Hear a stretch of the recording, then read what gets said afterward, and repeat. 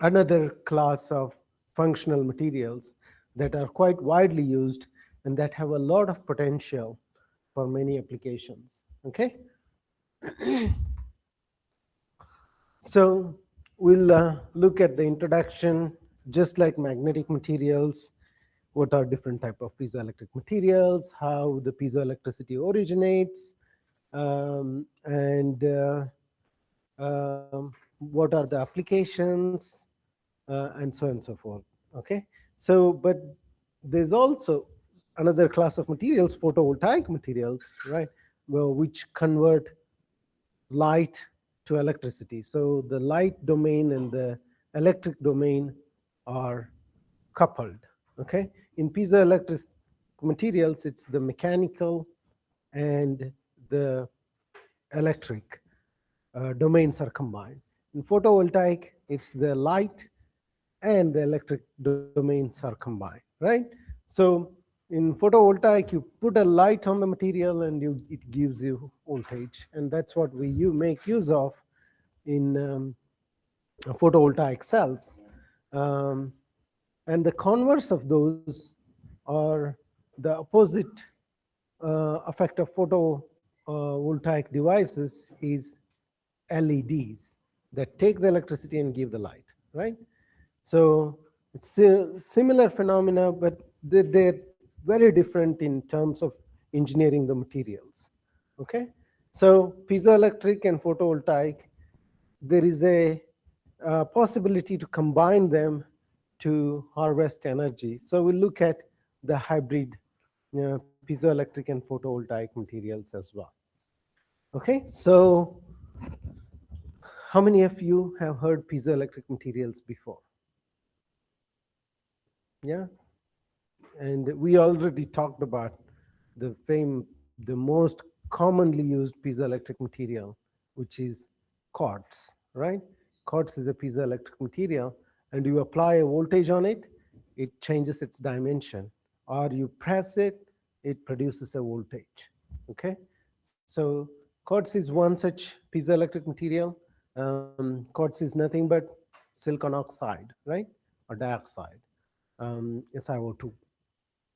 So, but it's in a certain crystal form.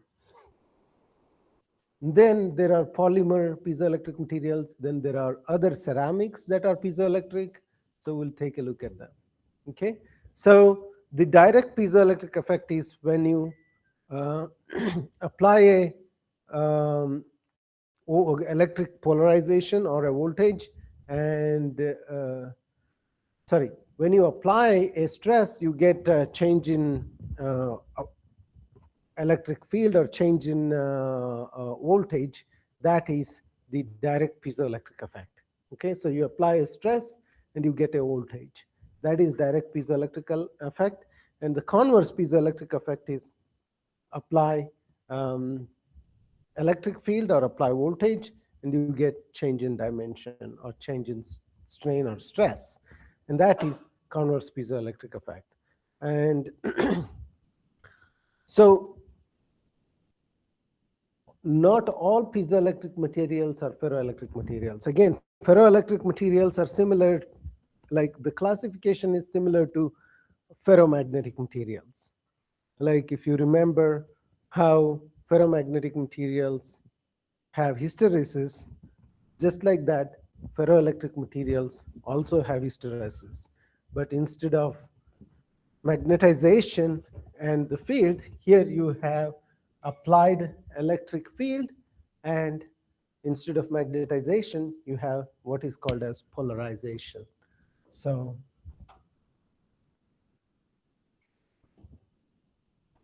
if you apply electric field in volts per meter, and this is polarization.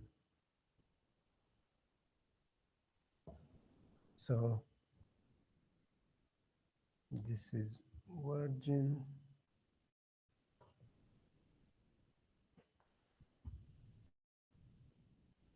Okay. You have the same hysteresis graph for ferroelectric materials. Okay, and then there are dielectric materials, which are similar to diamagnetic materials.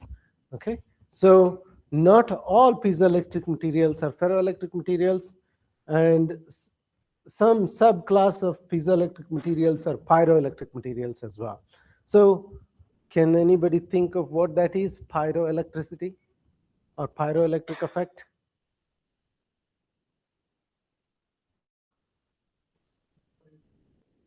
Yeah, pyro means fire, temperature.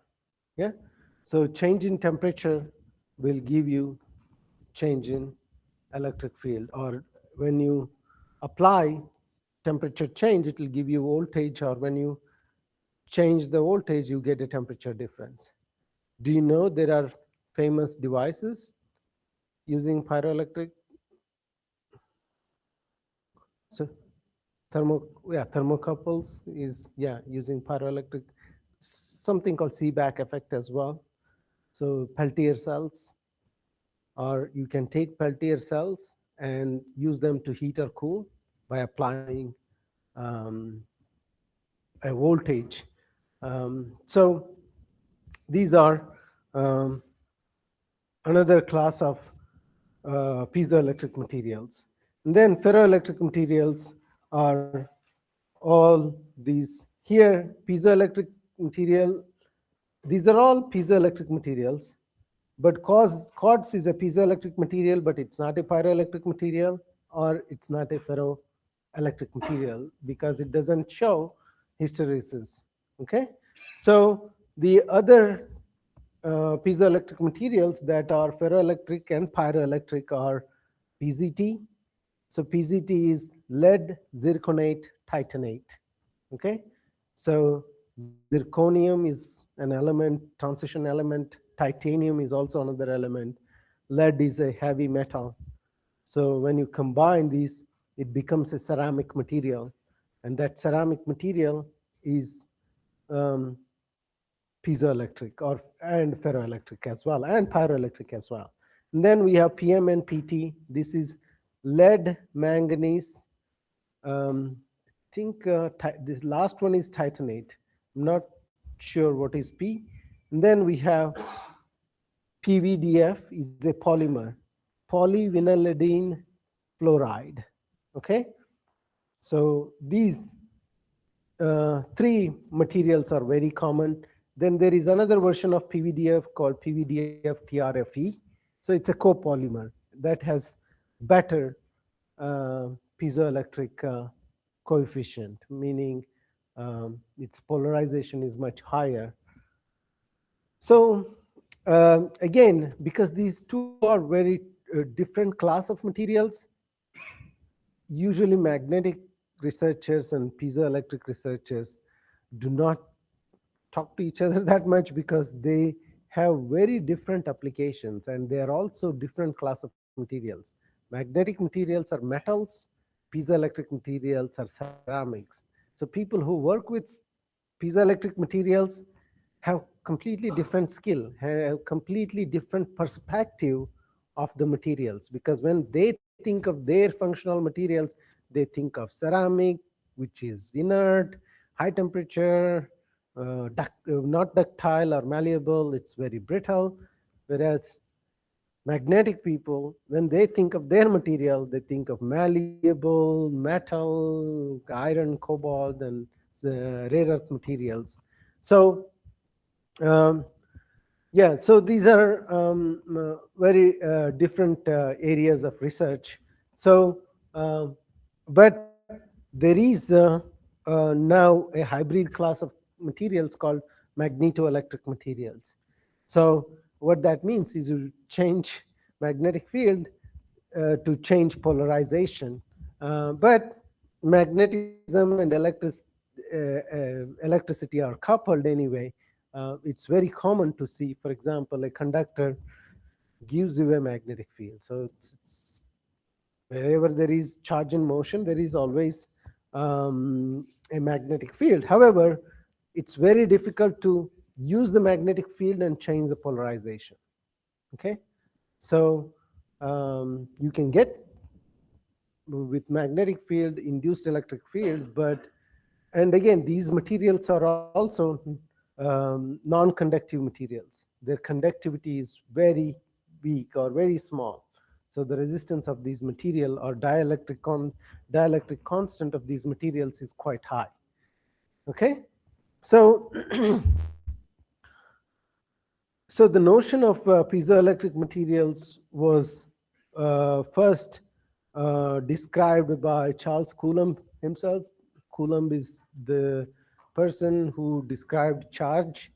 So that's way back in 1817 because it existed in quartz and other natural materials.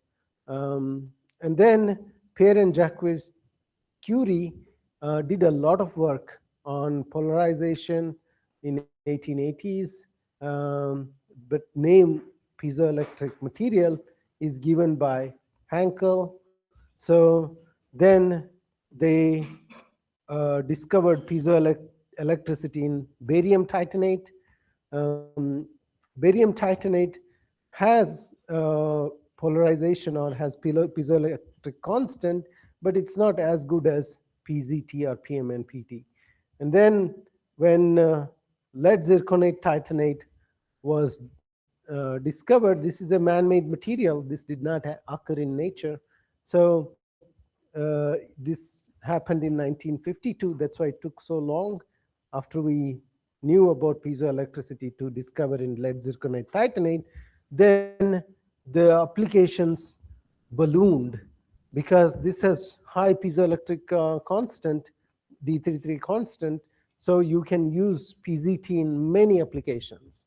Okay, and then came in 1969 piezoelectric effect in polymers, and now PZT is a ceramic, very hard to work with. The polymers are easy to work with, they're flexible. So this opened up other type of applications. Okay, so this is a rough introduction to piezoelectric effect and piezoelectric materials.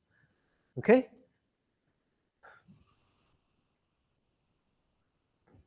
so here are so many man-made piezoelectric materials.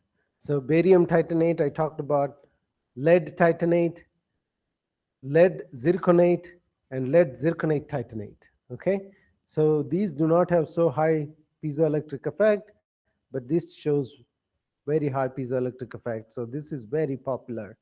And then there are other ones which do not show as high D33 or constant or piezoelectric coefficient as PZT, but nevertheless they exist.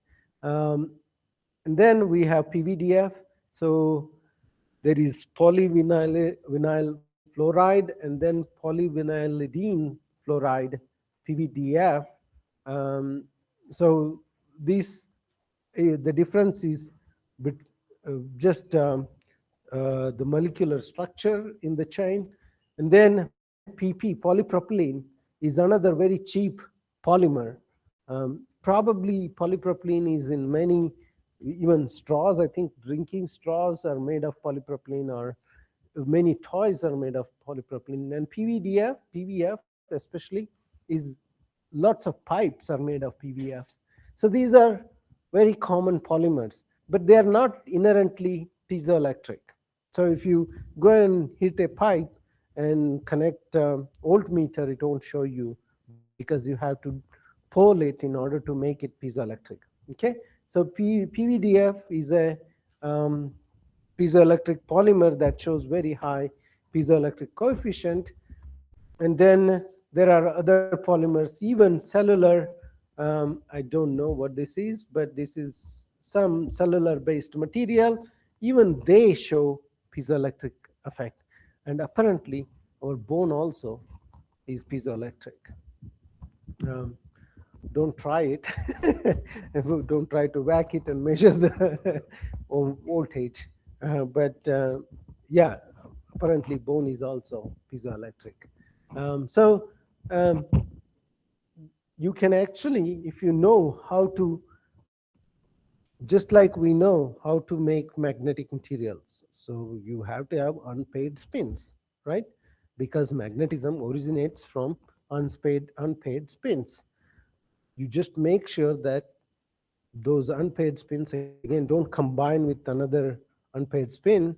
You make your crystal such that you retain one unpaired spin, which gives rise to magnetism, right? Just like that, if you know how to, okay? So,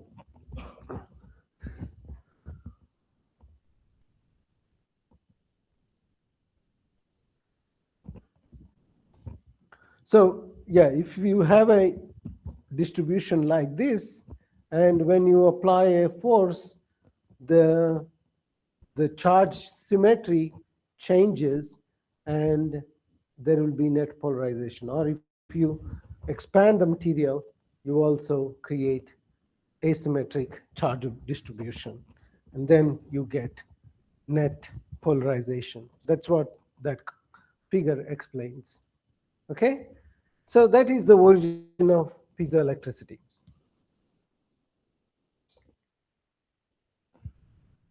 So now, how do you quantify it? Piezoelectricity is quantified by a constant called D31 or D33 constant. You can also quantify it by G33 or G31 constant.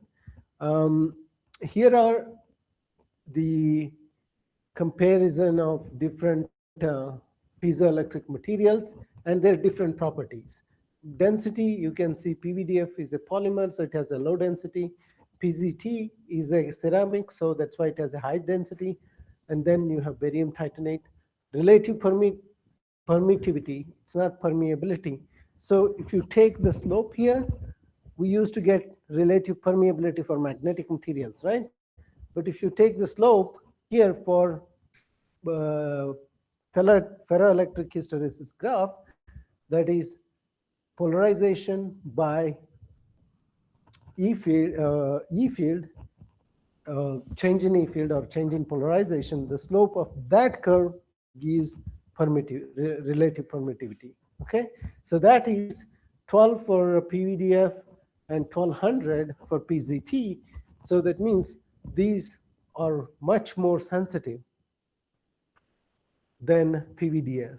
Okay, so constant is nothing but amount of charge produced when you apply a unit of force. Okay, so here it is in terms of 10 to the power minus 12. So 10 to the power minus 12 is pico, right? 10 to the power minus 9 is nano, 10 to the power minus 12 is pico, and 10 to the power minus 15 is femto, right? So it's a pico coulomb per Newton. So if you, 1 Newton is what? So suppose if you drop a 1 kg ball, you get 10 newtons, right? If you drop 100 grams ball, you get 1 Newton, okay? So 100 grams ball, if you drop it on a PVDF, you get 23 picocoulombs, which is a very small charge. But nonetheless, it's a charge that will accumulate if you have uh, again, it's also it should be volume based. So yeah, the charge is for specific area of the material. If you have larger area, you get larger charge. So PZT has higher D31 constant, so that means it produces higher charge. So you can see PZT has much higher of everything, although relative permittivity is slightly smaller than barium titanate, but the D33 constant is much higher. Um, so uh, whereas G31 constant, you want to, this is medium, this is how much millivoltage you generate per Newton. This is charge, this is millivolt. No, this is voltmeter, this is millivoltmeter, okay? So We will ignore this, but let's just use D31 constant as a quantity that, or as a parameter that quantifies piezoelectric effect. Okay, so D33 or D31 constant is what we normally see to see whether a piezoelectric material is strong, it has strong piezoelectricity or not. Okay, and here is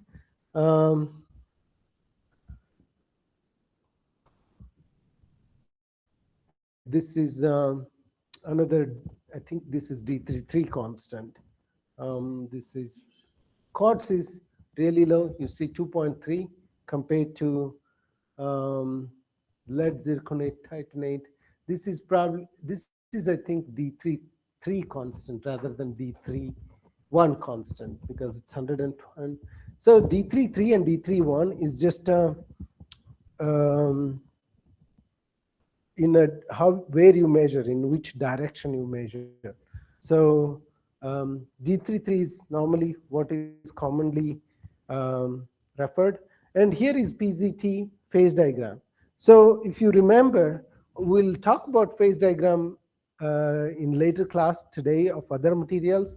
Whenever you want to make any material, the first thing, of course, you make composition, right composition, and then once you have the composition, that's not enough, because for the same chemical formula, you can have multiple phases or multiple crystal structures, right? So you need to look at the phase diagram. So if you are making any new material, you can't talk about it without its phase diagram. Okay, so this is a ternary phase diagram. So where lead zirconate and lead titanate are on the each side, and as you start to add titanium, so here in the middle you get a mixture of titanium and zirconium, so lead zirconate titanate. I think the one that is commonly used is, and this is the Curie temperature. So we want to have as high Curie temperature as possible. So somewhere here, maybe where you want to make the lead zirconate titanate. Okay, so this is the phase diagram of lead zirconate titanate. Now coming to applications, there are, so okay, let me ask you, so what are the applications you can think of for apart from watch? We saw the watch. So you apply, basically you apply voltage and you get change in dimension. So how can you make use of this property?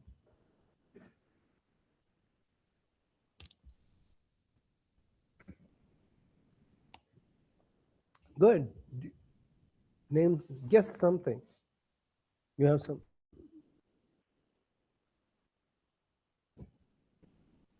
What do you, I mean, if a material changes its dimension or its shape when you apply voltage, what can you, where can you use it?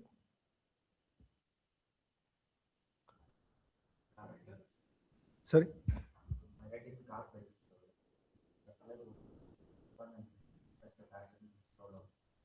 Okay. Yeah, so breaks, but yeah, that could be one application. And somebody was saying solenoid. A solenoid to me is winding of copper wire that generates magnetic field. But there are solenoid coils which are slightly different, but that they use magnetic field, not piezoelectric. Those are, what are they? They're, what are solenoid coils? Yeah, solenoid coils change. Yeah, it's a switch, right? Or so what is it? What makes the switch happen? It's actuation, right? It's an actuator, right? So whenever some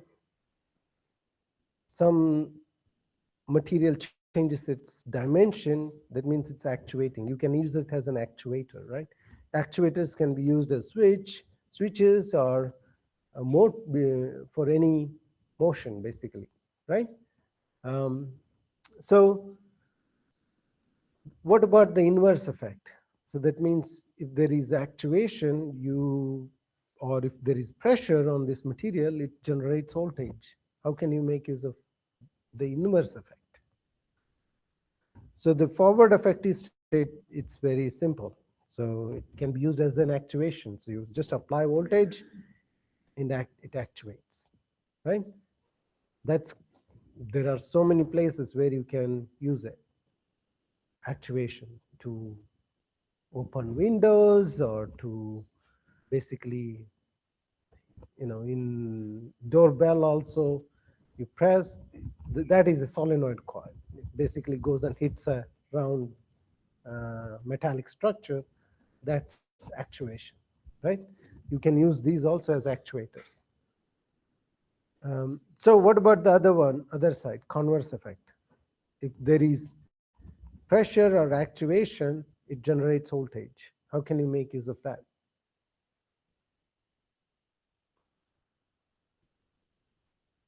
So you're generating voltage. You can use them as sensors, right? You can use them as pressure sensors or actuating any movement sensors, right? That's one application. What else? Sorry? When, so that means you can generate voltage when there is motion, right? Okay, so that's really interesting. If that is the case, how come we don't see these materials generating voltage or generating electricity for us?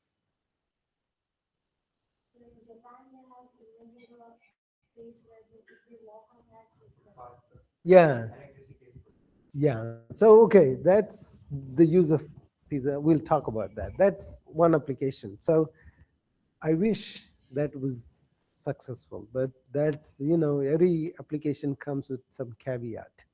So, these are the applications, right? So, you can generate electricity, or you can use it as a sensor to sense pressure or actuation, or you can use it as an actuator itself, right? How many of you have used atomic force microscope, PhD student guys? Atomic force microscope, no? So atomic force microscope basically images surface of any material and measures the roughness to an atomic level. So the roughness could be 0.1 nanometer or 1 nanometer. The way it does it is a small cantilever traverses on the surface, and there is a laser that is, so this cantilever is at a resonant frequency, and the laser is uh, in, it's shining on the cantilever, and the detector is detecting it. But whenever it oscillates, it knows the oscillating frequency. But if the oscillation changes because of the bumps, that small change in the current of the photodiode can measure how big is this bump. So that's how you correlate. But the way you oscillate this cantilever is by piezoelectric. And these are very popular as actuators because the current or voltage versus displacement D is maybe, I don't know if it's zero, but it's linear. Okay? So that's very important, the displacement. Although the polarization is not, but the displacement is very linear, and that's why these are quite widely used. So now we're talking about applications. You may not know it. used in so many places because these materials were known so long ago. So, for example, ultrasound, when you go for a baby health checkup, the sonography, the the crystal, the actuator there is nothing but a piezoelectric actuator that generates these ultrasound waves, because you send a electric signal with certain frequency and it vibrates at that frequency, and that is your ultrasound. Okay, and similarly, any sonicator, right? Ultrasound you need to generate, you need piezoelectric crystal. You can also use magnetoelastic materials. The terphenol D, US Navy invented that material. That was actually used in US Navy sonography. I mean, to map the sea floor and also to detect enemy's ship. And these are also used in medical for sonography, okay, for ultrasound imaging. And ultrasound imaging, probably you might have heard, not just for imaging also heart nowadays. What is it called? Sonocardiogram, no? Echocardiogram. Not sonocardiogram. Echocardiogram also uses a piezoelectric crystal. And it's so accurate that you can actually measure the blood flow, how much amount of blood goes into the heart, how much comes out. And you can also measure how many fingers the baby has, whether the baby has any defect. The gender of the baby can also be determined. So it's that accurate, okay? So that's because you can control its displacement very accurately. So that's you supply current and then you measure or you get a displacement. And in automotive also, lots of actuators actually use piezoelectric actuators. So as in atomic force microscope. So these are all supply current and get a displacement, right? This is kind of actuation. Computer, I'm not sure. Probably some. Can anyone think where computer uses? I don't know. So we can check that later. In military, of course, ultrasound is used for detecting enemy ships. And now, the other way, instead of supplying a voltage and getting a displacement, can you now use some mechanical actuation or mechanical pressure to generate voltage? That is energy harvesting, okay? This is also some consumer products where you can have it in your shoe and you can get lights on the shoe, or you can use supercapacitors to even charge a small electric component, okay? And this is the one where you are talking about the Japanese floor, but this is also done in London. A dance club made the floor with piezoelectric polymer, and they were powering all their LEDs in that dance floor with the piezoelectric polymer. So that's how you can generate voltage, okay? So you can produce electricity out of human motion or any other motion. So between 2010 and 2015 or 2000 even up to 20, this field of generating electricity with piezoelectric material was very popular. And Yeah, in 2011, I also worked on PVDF materials. So people were even thinking of we can make trees that have PVDF leaves, and when there is wind, you can generate electricity, and you can generate electricity while walking, and so on and so forth. Okay.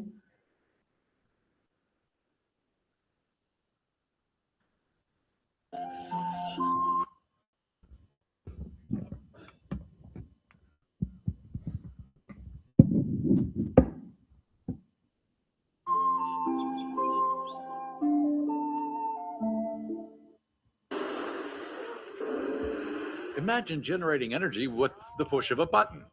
An Israeli company has come up with a way for some of the biggest energy consumers on the planet, cars, trucks, and ordinary people, to generate energy by simply doing what comes naturally, moving across a surface.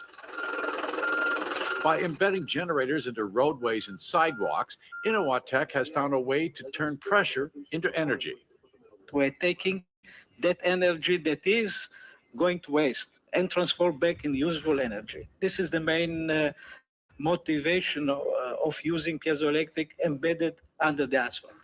Piezoelectric elements, commonplace in everything from doorbells to speakers, are capable of generating an electrical signal based on pressure.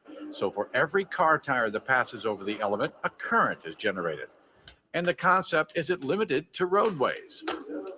Pedestrian can provide the pressure for the piezoelectric generators to produce also energy. The problem is that their pressure is less compared to vehicles, but they can compensate it by big numbers of pedestrians. Innowatt Tech believes it can generate energy up to 50% cheaper than solar generated fuel without the cost of the associated infrastructure. While no concrete plans are in place to start implementing the technology, Innowatt Tech says it is in negotiations to begin embedding generators in Israeli roads. Tim McGuire, The Associated Press.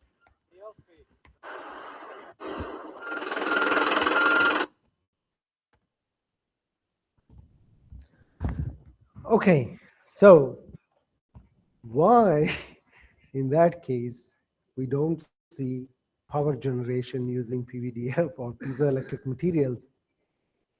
Why did it fail, or why is it not popular, or why people stopped it?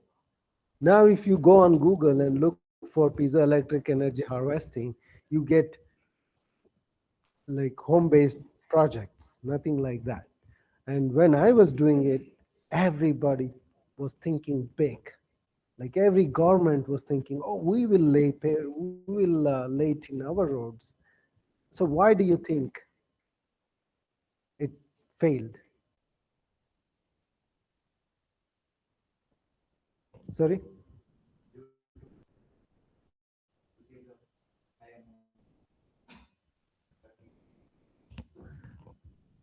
So cost, right?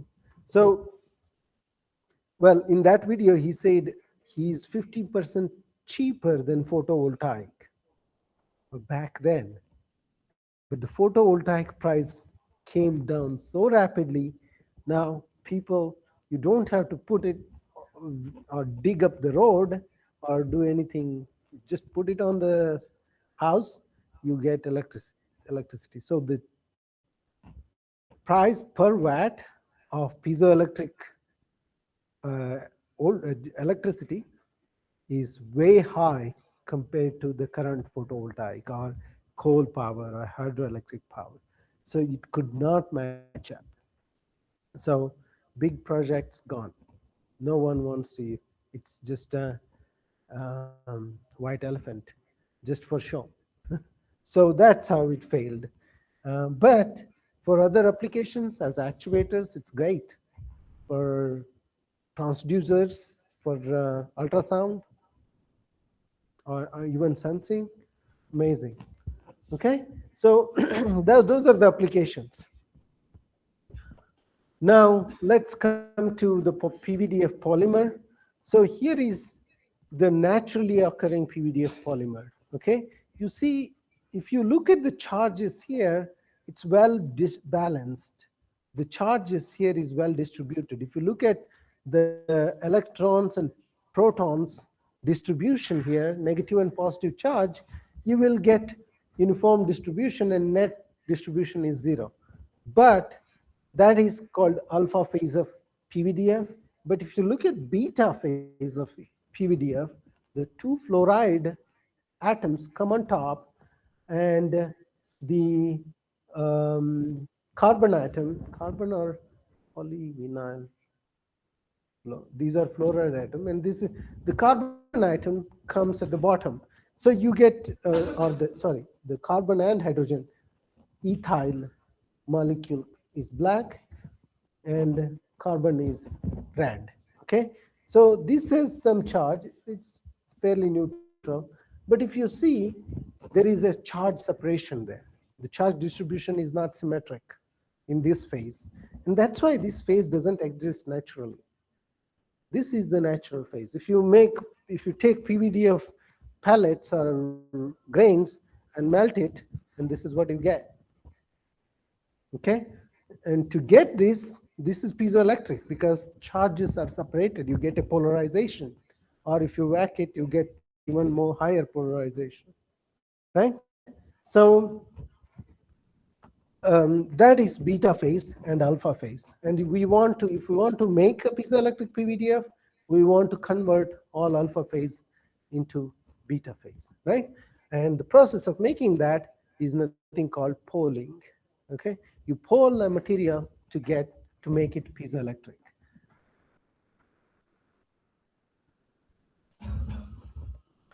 My slides are a little random. I should have shown you polling, but before that, I'm showing an application.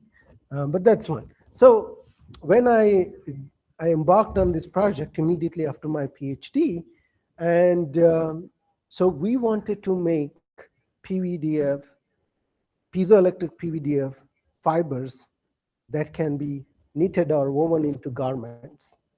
And so that means you can wear a t-shirt which generates electricity and charges your phone, or you can put a tent, flag, sail, whatnot. So very ambitious. This project was funded by UK government, and I was the primary researcher. I was the postdoc, and my professor Elias Fars, he got the funding.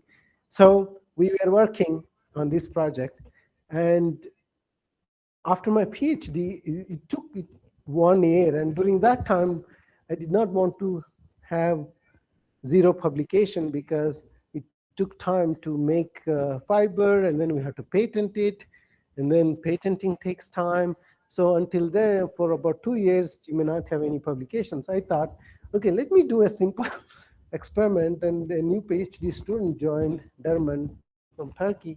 So along with her, we set up simple comparative experiments wherein we took a PVDF film and put it in a wind tunnel and recorded the voltage and changed the wind speed and just quantified basically for different speeds. And then we started simulating rain as well by there is a syringe here, water droplets falling on PVDF. And when water drops, the PVDF film oscillates, and that generates electricity. And we said if the water droplet is thicker, thinner, we did all this quantification, and then we published that in Smart Materials and Structures. And this is one of the highest cited paper of mine. It's just, I was not proud of it at all. It's just taking some commercial PVDF film and putting some water, putting it in a wind tunnel, and just quantifying. And I told Derman, the PhD student, we'll just do some comparative study write-up and submit it. And we submitted, and they accepted, and it got so many citations because we said, I think the title was Investigation of Energy Harvesting from Renewable Resources with PVDF and PZT. We compared it with PZT film as well. So, and it was also selected as the title of the cover page of the journal. So that was just without doing anything, it got so many citations. But anyway, so my goal was to make PVDF fibers that are piezoelectric. They did not exist before. When I started in this project, the fibers that existed were ceramic, PZT fibers, like that. And they were like noodles, and you just bend a little, not cooked noodles, but the spaghetti, if you bend a little, it'll break. Okay? So we wanted to make polymer fiber that was piezoelectric so that we can knit or weave into a garment to generate electricity. So we eventually did that. But before that, there are from the same lab, there were other researchers who did composite materials with PZT, and top you have polymer with electrode, so that PZT doesn't break quickly. You embed it, sandwich it in a polymer, so you can bend a little. But if you bend too much, it will still break. So they were making these composite structures. So we made this PVDF, piezoelectric polymer. So we took polymer granules, extruded them into fibers. We cooled it a little. And then while cooling, we applied a high voltage of 1 megavolts per meter, which is about 10,000 per centimeter. Okay. 10,000 kilovolts per centimeter. And then while you apply that voltage, and when it is hot, you stretch it by 4:1 extension ratio, keeping it at 80 degrees. This process will give you the beta phase. You convert all the alpha phase. Here, when you extrude, here the fiber is in alpha phase, and here it becomes beta phase. You get a piezoelectric fiber. Okay, so this is here is the hopper that melts, and the fiber comes here. I don't know if you can see a fiber. There is one fiber here, and so is the die. It melts here, and the fiber is drawn. It's cooled a little. And these rolls pull it so that the fiber goes around, and this is again, it heats up. This roll, this final one, this one, it has a heater that heats up to 80 degrees centigrade. And then here we apply a voltage of 13,000 volts. I thought it was 10,000, but 13,000 volts on this fiber. And these two rolls are maintained at, this is 4 times faster than this. So the speed of this roll is 4 times faster than this. So that means it's stretching by 4 times, or the stretch ratio is four times the whatever you get here. So the speed is by 4 times, so you get 4 times stretching, and this whole process is called polling. And that's how you make piezoelectric polymer. Okay, and then the fiber that comes out, it's in this one, it's somewhat thick. It's about 1 millimeter thick, but you can change the setup. Again, this was an old extruder that was used for other polymers. We got another new extruder that was able to make 0.1 millimeter. Now we characterized those polymers, and we looked at alpha and beta phase in an FTIR. So do you guys use FTIR here for characterizing materials? So FTIR is similar to XRD. This is another equipment which will give you different peaks, and those are signatures of different phases. It's popularly used for polymers. And here, this is XRD. So in XRD, if we uh,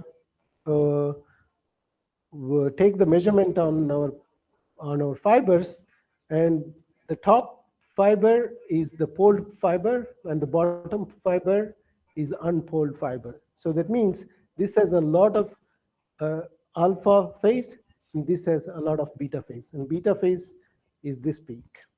Okay, this is alpha phase, and you see alpha phase is completely gone. Okay, so we changed from alpha phase to beta phase in our fiber and made it piezoelectric. So of course we got a patent on that one. And yeah, so many companies contacted us. They thought, oh, now we can make garments that can generate electricity just by making this. And there was a news article. So I thought it was overblown. But anyway, I'll talk more about that. So we characterized this material, and of course, we published that paper in, again, Smart Materials and Structures. So this is mechanical properties. So in mechanical properties, we don't see that much variation, but the poled fibers are slightly better in terms of if you see here, this saturation is at 20, and this saturation is at 26, right? So the stress at which the yield occurs is higher in poled fibers. That was interesting. I mean, we can't complain if we have higher yield point. So we also had to test its voltage generation ability, which we did by making a structure like this. This is a copper electrode on top, and we align the fibers like this. And this is a transparent electrode. It's called ITO, indium tin oxide electrode, that is transparent. So we used both of them and measured the voltage after dropping certain amount, and it gave good voltage. So that's the characterization. So yeah, once we published that, and my boss, who was the director of Institute of Materials Research Center in Bolton University, he was also an MBA, and he tried to sell the technology to many big companies. So it was a lot of activity at that time. So I was more concerned about doing research, and he was more concerned about selling the technology. That was interesting times. But anyway, he was also, he had amazing ideas. So he used to come up with so interesting ideas. And he wanted me to deposit a photovoltaic cell on these fibers or on the film, PVDF film. Can you imagine depositing a photovoltaic device on a fiber or a film? So after a lot of literature search, I had to go through so many different technologies. There was something called dye-sensitized solar cells. There was something called organic solar cells. There was something called polycrystalline silicon solar cells. And the solar cells that you see is a single crystal silicon solar cell. Okay, so I had no background in photovoltaics, and I had to do the literature search and come up with one type called organic photovoltaic cell. Organic photovoltaic cell was easy because you just coat different organic compounds, and by doing that, you make photosensitive layer, and that generates additional charge carriers when the light hits it. So, and then you deposit electrodes on top of it to extract these electrons, which means extract charge, which means get voltage out of it. Okay, so how do you do it? So how many of you are familiar with organic photovoltaic cells? No, they did not take off. Again, they were similar to, because the single crystal silicon solar cells became so cheap that organic, and they had lower efficiency as well. Organic photovoltaic cells are basically you use some organic um, material that is sensitive to light and generates free electrons basically when light is shined on it. So a, a compound called P3HT and PCBM, when you mix them, you get um, uh, light sensitive material, and you coat that material on top of an electrode first, which is basically a conducting material. You coat that, then you deposit another electrode. So, but if your bottom layer is piezoelectric material, now on piezoelectric material you coat an electrode, then you deposit this light sensitive organic compound, right? And now you on top of that you deposit another electrode. So basically what you're making is a piezoelectric material on top of which you're depositing a organic solar cell, which means the top can generate electricity when it's exposed to sunlight, and the bottom piezoelectric film, if you vibrate it, it can generate electricity due to vibrations. So that means if there is wind, the piezoelectric part will generate electricity, but when there is sun, the organic photovoltaic will um, produce electricity. So we made this, for the first time, we made this hybrid device as well. First, we made it on a thin film. That is the process. This is how it looks like. It was a lot of work. First, getting to know what are these compounds. Those were very expensive compounds. And depositing electrodes on PVDF is not easy because when you deposit any metal electrode on a polymer, you damage the polymer. Right, so you have to identify a technique that deposits at room temperature, at lower temperatures. And that's what we did here. And this is a hybrid piezoelectric and photovoltaic device that generates electricity from wind or rain, and that top part generates from sunlight. So, and this is, we called it red film or red fiber because the three of us who worked on it, Derman is the PhD student, Elias was my boss. So this is red film or fiber, can generate from elements, sunlight, rain, and wind. Okay, so this is how it looks like. So we did not use the comb structures. Instead, we used dot structures. So the comb structure electrodes are like this, but the dot structures give you more space for sunlight to come in. And this was also red in color. When you coat that color, it becomes red. And so this is the hybrid photovoltaic and piezoelectric device that can generate electricity from. Here, again, we had many ideas on how to improve efficiency because the efficiency of organic solar cells was 5%. The efficiency of single crystal silicon solar cells is about 14% now. There are, again, variations, 14, 16, 12. The efficiency of polycrystalline silicon solar cell is about 10%. And the dye-sensitized solar cell, which is dye-sensitized, is similar to this one, but it's a little more complex in fabrication. So that is about 8%. This is 5%. And we thought of increasing the efficiency by adding carbon nanotubes. Basically, the reason why it was inefficient was when light hits the polymer, an electron is released from these compounds.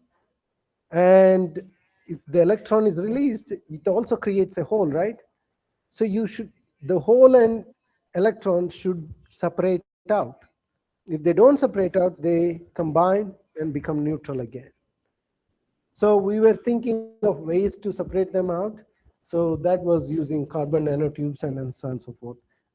Again, that did not work out either, because by the time you add carbon nanotubes, the liquid becomes so viscous that you can't deposit 100 nanometer. It has to be 100 nanometer film, otherwise light doesn't generate free electrons. And then we made from the fiber, actually, we made a fabric. In the Bolton University had a good textile institute, so we made a fabric. And then the person who came after me, I moved to US after that, and he was able to make a 3D textile to increase the energy density, so the amount of energy you can extract from piezoelectric film. Um, so we characterized the 3D piezoelectric structure as well. And this was also published in a very high impact journal. I think the impact factor right now is 35 or something. So yeah, we had a spin-off company called FiberLec based on the 2 patents. And the third one was the 3D structure. My 2 first patents, and the third one is my next successor's patent. Based on these 3 patents, the spin-off company started out of Bolton University. Did not last long because I kind of knew we oversold the potential of these materials because the energy density was very low. It was commercially very difficult. They were saying that we need investment and to improve it, and then we can sell the products.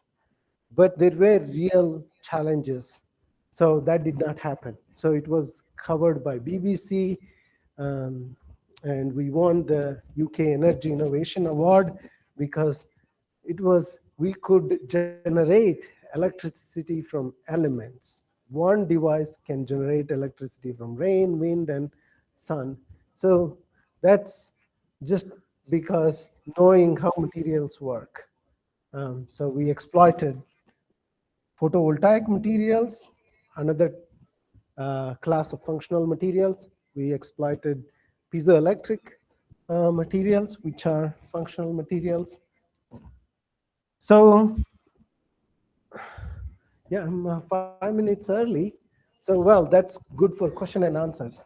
So in conclusion, piezoelectric materials, as I said, their response is linear. So these piezoelectric, if you apply a current or a voltage on piezoelectric materials, the displacement is very linear. Then this is quite widely exploited in many actuators, including the quartz crystal and sonography as well, right? So these are very versatile materials. They have so many applications. You can think of any application where you need actuation or where you need sensing. I think piezoelectric materials can offer you the solution. Okay, so yeah, there needs to be, again, we did additional work as well. Once I went to US, I tried to combine magnetic and piezoelectric to improve the energy density, but again, did not work. So the problem, we don't see electricity generation from walking or from tents or shirts is because the energy density is very small. Okay. And yes, if you need in special applications where you can't get get the power or electricity from any other means, this is a good way. Okay. But if you have other means like photovoltaic solar cells or batteries, then these are not commercially viable. Okay. So with that, I'll conclude and I'll take questions if you have any questions.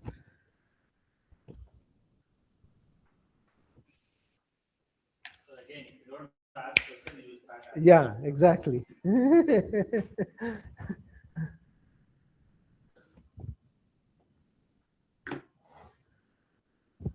Come on. I mean, I covered so much. You should have some caution. Yeah.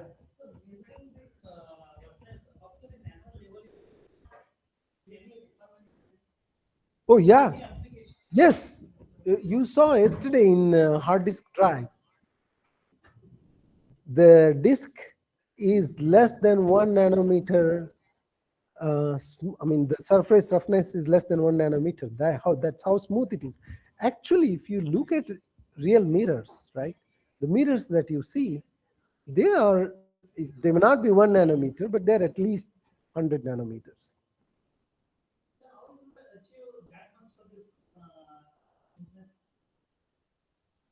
So, if you take spin coating, are you familiar with spin coating? If you take a spindle and make it rotate at really high speed, put a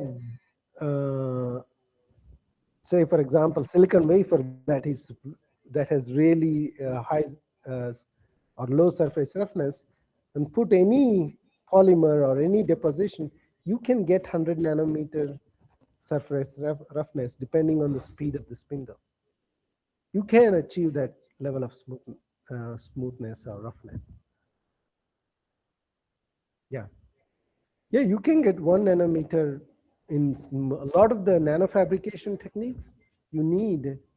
And in our work, our PVD, one of the challenge was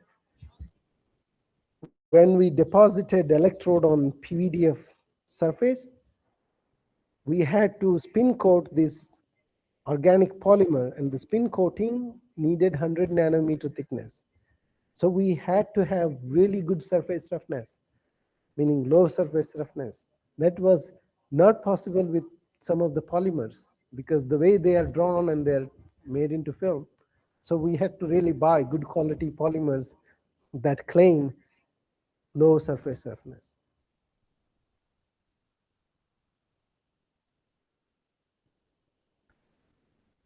Any other questions?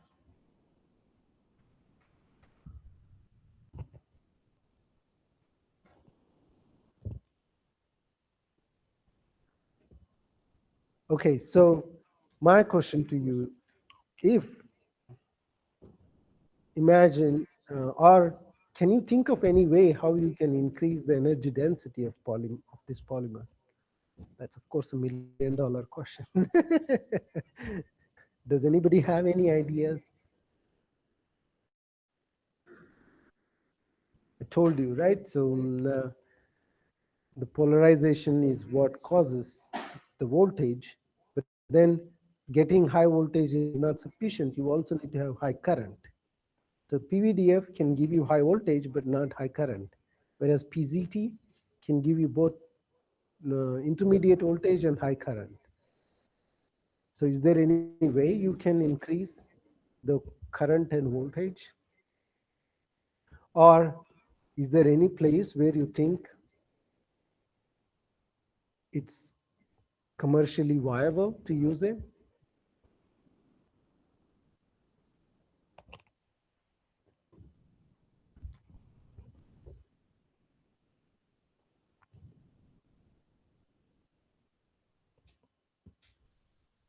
Okay, then how many of you are impressed with this kind of material and want to work on it? Yeah. Good. So this is how it starts. I mean, you just get excited by some cool material, and then you jump in, and then you struggle to understand it or get to make a small device or small material. And then you start to have ideas.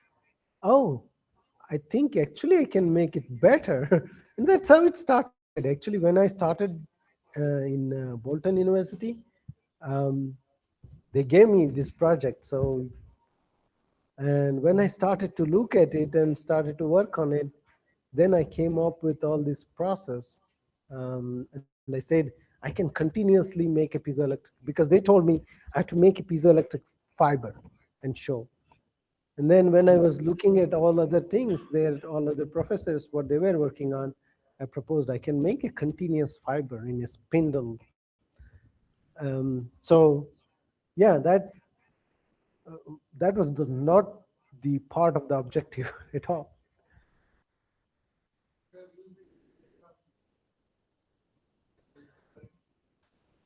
You say that again? Means, yeah, that's another application where you can. So the other thing is the PVDF material is because it's a polymer, the resonance frequency is low, so it's good for low vibrations.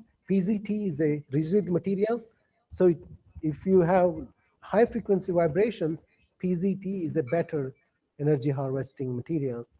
But if it's low frequency oscillations, PVDF is a better material. Yeah.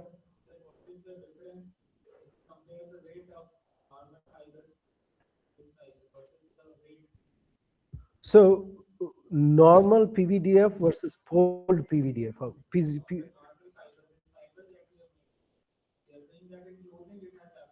Yeah. Okay, normal cloth is cotton, right? Cotton or nylon or polyester. So, whereas that one is PVDF. So the mechanical properties are different, the strength and all that. And PVDF can catch fire probably. So maybe not as comfortable. I don't know the density. So yeah, it is different. I mean, you can't have. But if it generates electricity, will you not wear it? Yeah, that is also possible. Yes, yeah, yeah, true. Yeah. So, or it can be put in only certain area, right? You don't need all over.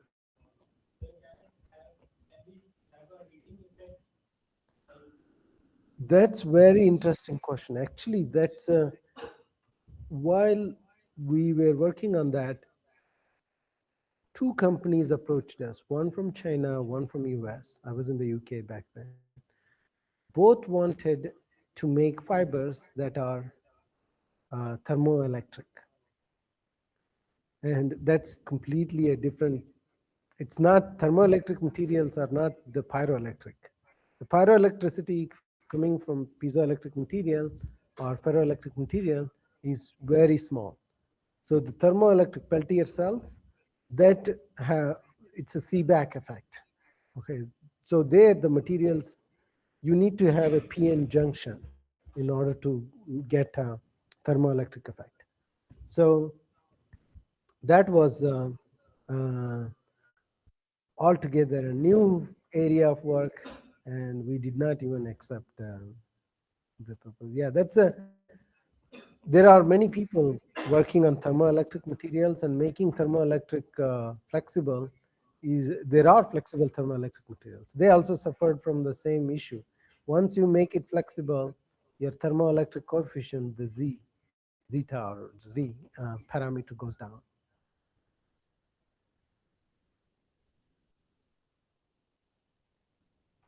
Yeah. Okay, so with that, if you have other questions, I'm here. So we'll meet again at 2 o'clock for the next chapter I'm going to cover is just, this is just a recap of bulk processing.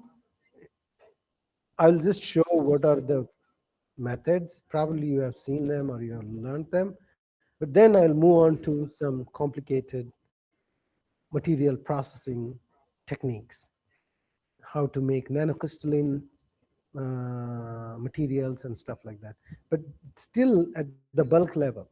Okay, nanocrystalline long wires, nanocrystalline, um, uh, I wouldn't say films, but ribbons. Yeah. So we'll look at those. Um, and yeah, that is bulk processing. That's not nano. And then tomorrow I'll cover nano fabrication. Okay. And then you can contrast between additive manufacturing. You will see a lot of similarity, lot of differences as well. And you can take ideas from nano fabrication into additive manufacturing and so on and so forth. So you can see different challenges. And when you know a lot of these things, whenever you have a problem, technical issue or challenge, you can always, you will find that light bulb, like you get that idea, oh, I can use this technique to overcome this one. Okay, so that's why you have to learn all these different processes, different materials, um, and additive manufacturing is quite new. So those offer many many solutions to many challenging problems. Okay, so with that, I will conclude. Let's, I think we are breaking for tea now, or yeah.